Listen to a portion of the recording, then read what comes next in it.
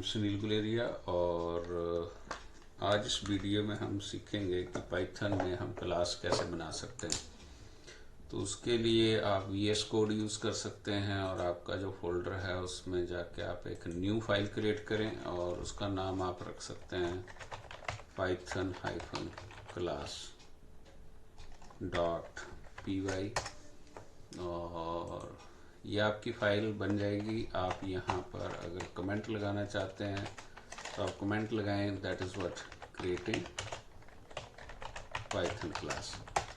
अगर आप पाइथन में क्लास क्रिएट करना चाहते हैं तो आपके पास कीवर्ड है क्लास, और क्लास आप ले सकते हैं लेट्स सपोज मैथ्स, कॉलन आप लगाएंगे क्योंकि हमारे पास ये कंपाउंड स्टेटमेंट है। और यहाँ पर अगर आप चाहते हैं कि उसके वेरिएबल्स बनाना चाहते हैं तो num1 इज इक्वल टू कोई वैल्यू दे दें आप 100 and num2 is equal to let's suppose 20, res is equal to 0 में क्रिएट करूंगा। और इसके बाद क्योंकि क्लास जो है that is collection of variables and functions, so ये जो num1 num2 res वेरिएबल्स मैंने बनाए हैं ये क्लास के वेरिएबल्स हैं। और अब मैं एक फंक्शन डिफाइन करना चाहता हूँ, so define and then function का नाम आप दे सकते हैं, जैसे मैंने नाम दिया है इसको सम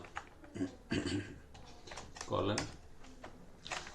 अगर आप चाहें यहाँ तो एक जो फर्स्ट आर्ग्यूमेंट है वो अपने क्लास में पास करना है जिसको हम सेल्फ कहते हैं। मैं इसको एक्सप्लेन करूंगा इसका रोल क्या है सेल्फ का, लेकिन अभी आप सेल्फ पास करें इसमें और यहाँ पर आप लिखें अभी self dot let's suppose self dot res is equal to self dot num1 plus self dot you can write here num2। अब इससे मैंने क्या किया है कि सेल्फ लिखने का मतलब है कि ये जो सेल्फ होता है इसका रोल क्या होता है आपकी क्लास में।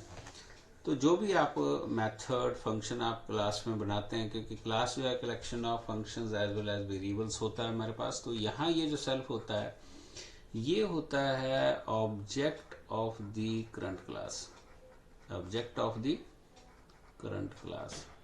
इसका मतलब है कि ये जो आपका num1 num2 और res वेरिएबल्स हैं these are your class variables, means ये आपके मैथ्स क्लास के वेरिएबल्स हैं। और अगर हम फंक्शंस के अंदर अपनी क्लास के वेरिएबल्स को यूज करना चाहते हैं तो आपको सेल्फ के साथ यूज करना है।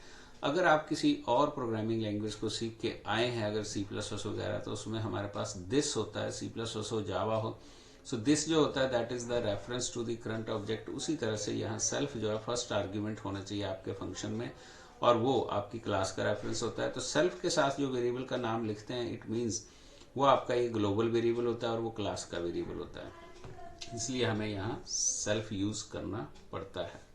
अब हम नेक्स्ट इस फंक्शन में what we expect apart from this, हम यहाँ रिटर्न कर देंगे और रिटर्न कर देंगे हम दैट इज सेल्फ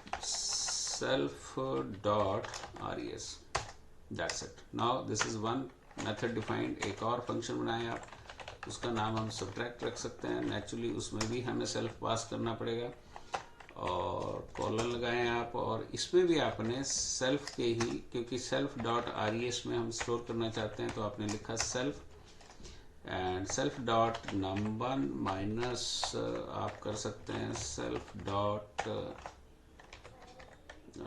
num2 और आप फिर यहाँ कर सकते हैं रिटर्न और सेल्फ डॉट res आप रिटर्न कर सकते हैं। आपने दो ही फंक्शन बनाए, this is very simple class. मैंने इस क्लास में सिर्फ आपको यही बताना है कि आप क्लास बना सकते हैं, उसमें वेरिएबल्स बनाए आपने और दो आपने मेथड्स डिफाइन किए हैं। अब हम चाहते हैं कि इस क्लास को हम यूज करें।